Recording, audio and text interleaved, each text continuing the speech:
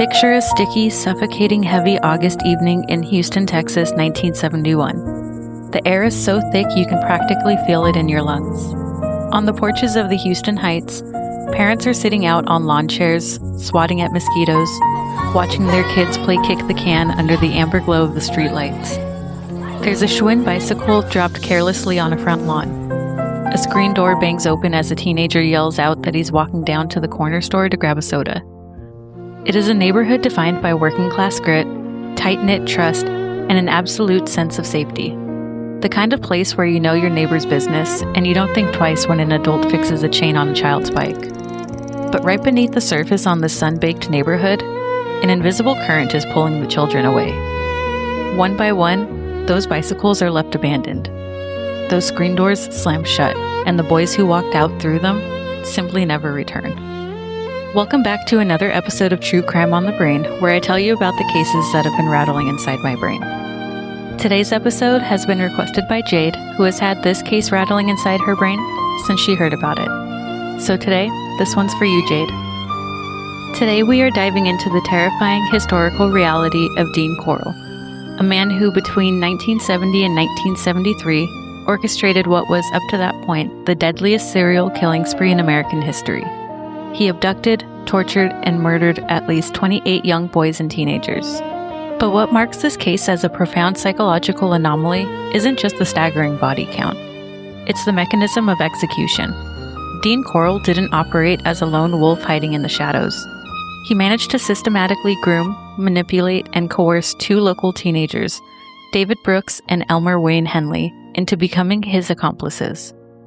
They actively lured their own friends and classmates straight into the jaws of a monster.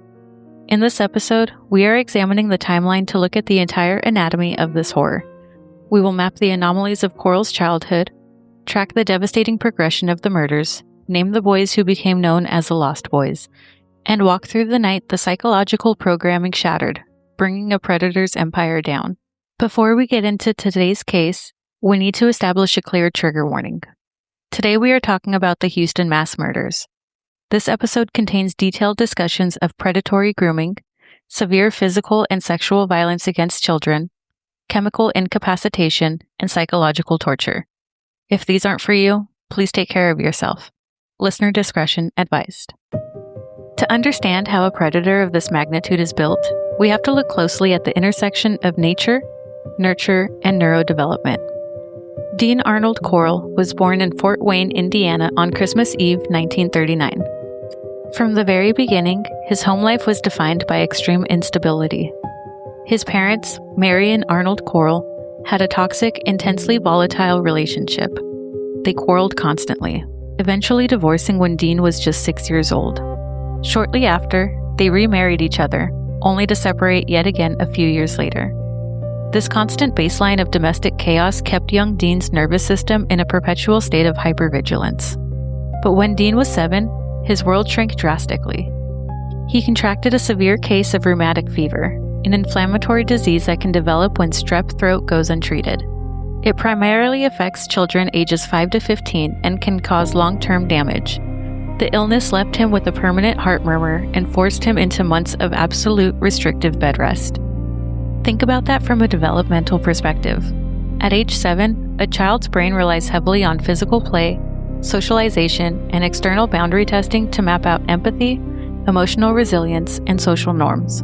Instead, Dean was isolated, trapped in his own head, and physically vulnerable in a home that was extremely volatile. When a child is cut off from peers during these critical windows, they often retreat into highly vivid internal fantasy worlds. If those fantasy worlds are left uncorrected by real-world social interactions, they can become increasingly rigid, dark, and centered around themes of absolute control. Chronic childhood illnesses and prolonged isolation can disrupt the typical development of the brain's social pathways, narrowing a child's focus onto internal constructs of absolute dominance. As a result of his illness, Corll grew into an incredibly quiet, serious, and hyper-compliant child. He never threw tantrums, never talked back, and developed a deep, intensely dependent attachment to his mother, Mary West. Mary was fiercely overprotective, shielding her sickly boy from the outside world. As Dean entered adulthood, he appeared completely unremarkable. He served a brief, honorable stint in the U.S. Army, trained as an electrician, and eventually moved back to Houston to help his mother run the Corll Candy Company. He seemed like an average guy.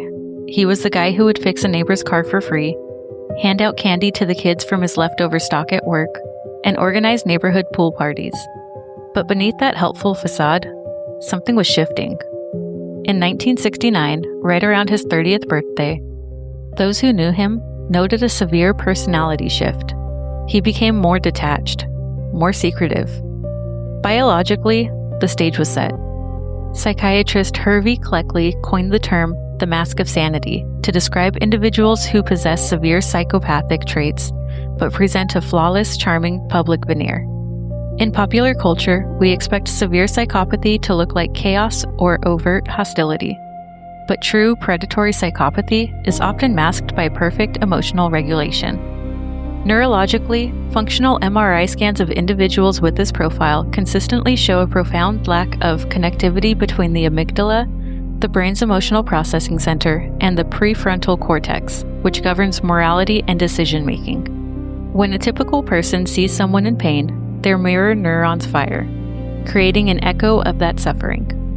Dean Corll's brain lacked the neural plumbing required to feel that echo. He didn't feel empathy. He merely observed it, memorized it, and used it to construct a hunting ground. The horror began in earnest in 1970. Corll was living in Houston, working as a corporate electrician, and making good money. His methodology wasn't random. It was a clinical, evolving system designed to exploit situational vulnerability. His first known victims vanished on a single night in 1970. 14-year-old James Glass and 15-year-old Danny Yates. The two boys had gone to an evangelical church rally and simply never came back home. Anguished parents flooded the Houston Police Department, but they were met with a wall of administrative apathy as they were brushed aside. Because the boys were from working-class families, and because the 1970s runaway culture was prominent, the police operating assumption was absolute. Your kids just ran away to join a hippie commune or look for a job. This systematic refusal by law enforcement to file missing persons reports or investigate created a protective bubble around Corll. His brain's reward centers received positive reinforcement. He had committed a double abduction and suffered zero consequences. This lack of friction reinforced a dangerous delusion of total invincibility. As the months rolled into years, the disappearance escalated, and the profiles of the victims paint a heartbreaking picture of the Houston Heights community. In January 1971, Donald Waldrop, who was 15, and his 13-year-old brother Jerry went to a local bowling alley. They never returned home. In March of that same year, 15-year-old Randall Lee Harvey vanished without taking any of his clothes or personal belongings. Then came Reuben Watson. Then David Hillegeist, who was only 13, and 16-year-old Gregory Malley. Each one vanished into thin air, leaving behind broken families who were actively ignored by the authorities. Inside Corll's various rented residences and eventually his main home on Lamar Drive, he had constructed an environment of inescapable terror. He built 2 heavy wooden torture boards. These devices were equipped with custom padding, metal handcuffs, and adjustable ropes designed to hold a human body completely rigid. Corll's method of incapacitation was deeply chemical. He would force the boys to huff toxic amounts of acrylic paint or model airplane glue, which he kept in large paper sacks. From a neurochemical standpoint, huffing these solvents induces rapid hypoxia, depriving the brain of oxygen, and triggers a state of profound disorientation, dizziness, and motor paralysis. Once the victims were chemically subdued and bound to the torture board, Corll would subject them to hours, sometimes even days, of systematic sexual sadism and physical torture. When a person undergoes extreme prolonged torture, the brain floods the body with a catastrophic surge of cortisol, epinephrine, and norepinephrine. The brain's survival architecture screams for a fight-or-flight response, but because the body is physically restrained, the nervous system undergoes a collapse into tonic immobility, a psychological and physical freeze state. Corll fed entirely on this total absolute power over life and death. When his sadistic impulses were satisfied, he would execute the boys. He used 2 primary methods: clinical strangulation with the woven nylon cord, or shooting them directly in the head or chest with a .22 caliber pistol. The logistics of his concealment were just as cold. He would wrap the boys' bodies in heavy plastic, douse them in quicklime, also known as calcium oxide, to rapidly burn away the tissue, destroy dental evidence, and suppress the scent of decay, and then bury them.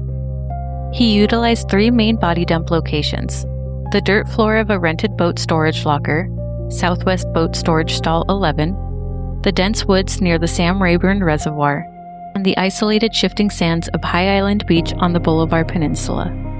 The boat storage stall was approximately 20 minutes from his main apartment. This was the closest location to dispose of the bodies. 17 bodies were recovered from under the dirt floor.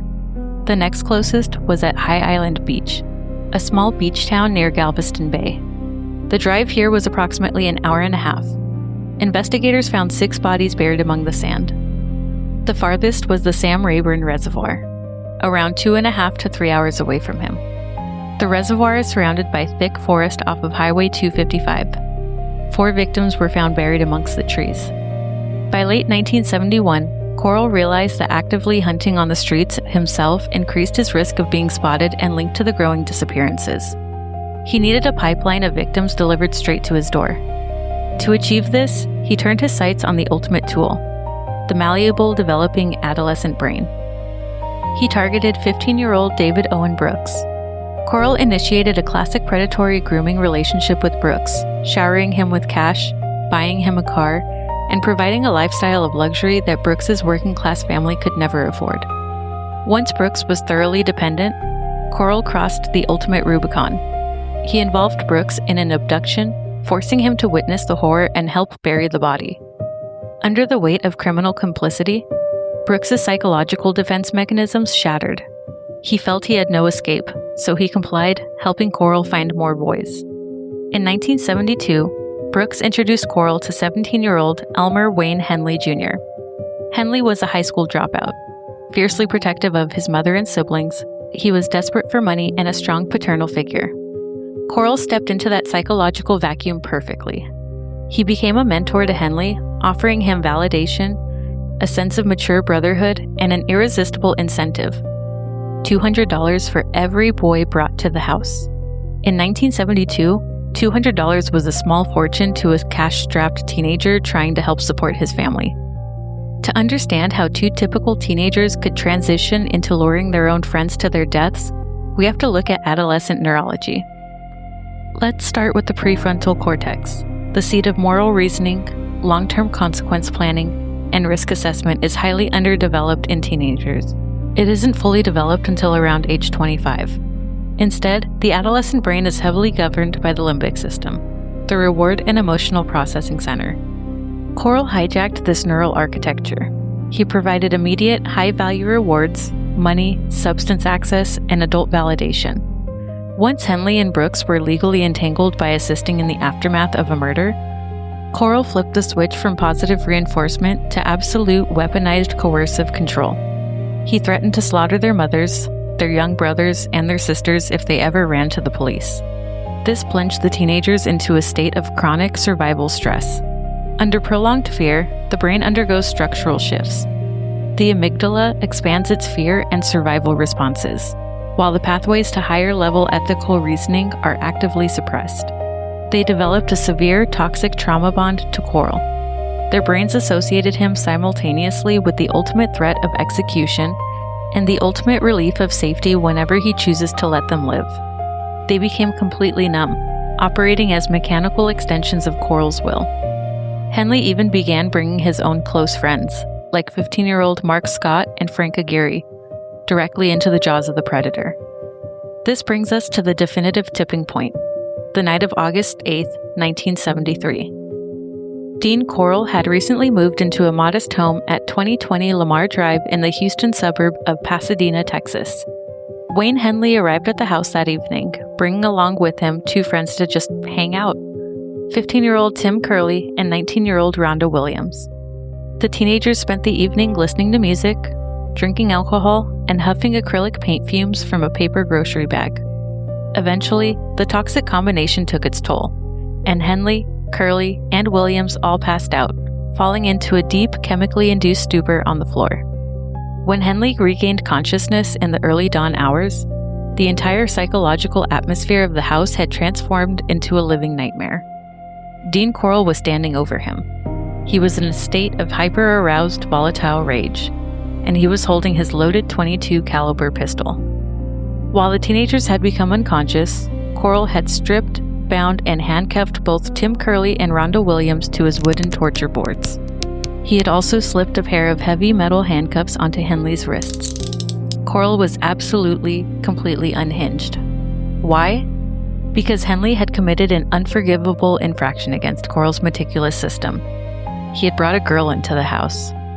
Rhonda Williams' presence completely disrupted Corll's highly specific, deeply ingrained psychological ritual. It broke his pattern, threatened his safety, and shattered his absolute sense of control. Corll looked down at Henley and told him coldly that the game was over. He stated that he was going to torture and kill all three of them, and that he was going to start by executing Henley right in front of his friends. In that split second, Wayne Henley's brain experienced a profound, catastrophic psychological rupture. For 3 long years, his compliance had been maintained by an implicit survival contract. If I follow your orders, you will keep me safe. Now, the illusion of safety was completely obliterated. The trauma bond fractured instantly. Henley's brain immediately bypassed his years of conditioned psychological paralysis and flipped into a state of hyper-focused tactical survival execution. He didn't scream, and he didn't panic. Instead, he leaned directly into the shadow profile of Corll's narcissistic psychology that he had developed over years of exposure. Henley looked Corll in the eye, feigned total, weeping submission, and said, "Dean, you don't have to kill me. Let me help you. I'll do whatever you want. Let me show you I'm still your boy." He offered to assault and torture his own friends to prove his loyalty. Corll, blinded by his own shattering narcissism and the absolute belief that his psychological grooming of Henley was permanent, made a fatal cognitive error. He believed him. He unlocked Henley's handcuffs and handed him a pair of scissors, ordering him to cut away Rhonda's clothing. As Corll turned his back to retrieve more ropes from across the room, he laid down his loaded pistol down on the edge of the bed. Henley didn't hesitate. He grabbed the heavy pistol. Corll spun around, realizing his mistake, and lunged directly at Henley, screaming, "Kill me, Wayne, or I'm going to kill you." Henley pulled the trigger. The first shot struck Corll dead center in the chest. Corll didn't stop. The adrenaline kept him moving forward. Henley backed up, firing again and again and again. He shot Corll a total of 6 times through the chest, back, and lungs until the predator collapsed onto the floor in a pool of blood, dead. The physical threat inside the house on Lamar Drive was dead, but the true horror was about to be unleashed. Wayne Henley, severely shaken, hyperventilating, and covered in sweat and chemical residue, ran outside of the house to a nearby neighborhood payphone. His nervous system was completely overwhelmed. He dialed the Pasadena Police Department. When the dispatcher picked up, Henley didn't just report a routine shooting. He blurted out a frantic, sprawling confession that left the operator completely stunned. He told them he had just shot and killed Dean Corll in self-defense, and then he uttered the words that would shatter the city of Houston. "There's a boat storage stall, and I think he has some bodies buried there." When police units arrived at the Lamar Drive residence, they found Corll's lifeless body surrounded by the physical evidence of his absolute sadism. The heavy wooden boards, the padded restraints, the nylon cords, and the rows of acrylic paint cans. But nothing could have prepared them for the psychological toll of what happened when Henley led them to the Southwest Boat Storage Stall 11. The police broke the padlock, swung open the corrugated metal door, and stepped onto a plain dirt floor. They began to dig. Within hours, they struck plastic wrapping, then a shoe, and then human remains. The excavation state was incredibly tight, and the air quickly became thick and toxic with the overwhelming scent of decay and quicklime. The horror was so intense that seasoned detectives had to work in short, frantic shifts, stepping out into the sweltering Texas heat to throw up and catch their breath. Right next to one of the first bodies discovered, which belonged to 13-year-old James Dremela, the last boy to disappear, investigators found the crumpled red bicycle he had been riding when he vanished. Buried together in another shallow grave inside that single stall were the remains of the Waldrop brothers, Donald and Jerry, still side by side. Over the next 3 days, Henley and David Brooks sat in interrogation rooms, completely falling apart. They provided maps to the other remote dump sites, leading police into the thick woods of Lake Sam Rayburn and the coastal sands of High Island Beach. In total, 28 bodies were systematically exhumed, although to this day, forensic investigators and search organizations strongly suspect that there are up to 20 more victims whose remains were never recovered. These missing boys are referenced as the Lost Boys. The trials that followed in 1974 were a massive media circus. Wayne Henley was convicted of 6 counts of murder and sentenced to 6 consecutive terms of 99 years. David Brooks was convicted of a single count of murder and received a life sentence, eventually dying behind bars in 2020. During the proceedings, Henley's defense team argued passionately that he was a victim of severe brainwashing and extreme, inescapable psychological duress. But the legal architecture of the mid-1970s possessed zero understanding of how trauma and coercive control structurally rewire adolescent neurology. To the courts, Henley was viewed simply as a monster's willing apprentice. The dark legacy of the Houston mass murders remains a vital, tragic lesson in human and institutional vulnerability. It forces us to confront a terrifying psychological truth. The human brain, when subjected to a calculated cocktail of isolation, reward manipulation, and severe trauma, can be actively hacked. It can be systematically dismantled and re-engineered to normalize actions that would otherwise be entirely unthinkable. Dean Corll didn't look like the boogeyman. He was the friendly neighbor who handed out candy, fixed engines, and smiled warmly at the block parties. He used his flawless mask of sanity to exploit the structural vulnerabilities of the young boys around him, and he relied on the cognitive blind spots of a law enforcement system that refused to see the truth until it was buried right under their feet. It is a stark reminder that the most dangerous predators don't live in the shadows. They live in plain sight. They mirror our warmth, and they hide behind the sweetest facades. Thank you for listening to this deep dive on True Crime on the Brain, and thank you to Jade for requesting this case. Next week, we've got something special for you. Be sure to head over to our social media pages at True Crime on the Brain to stay up to date with all of the cases that we'll be doing for you. I'll see you next week, and be sure to stay sane with True Crime on the Brain.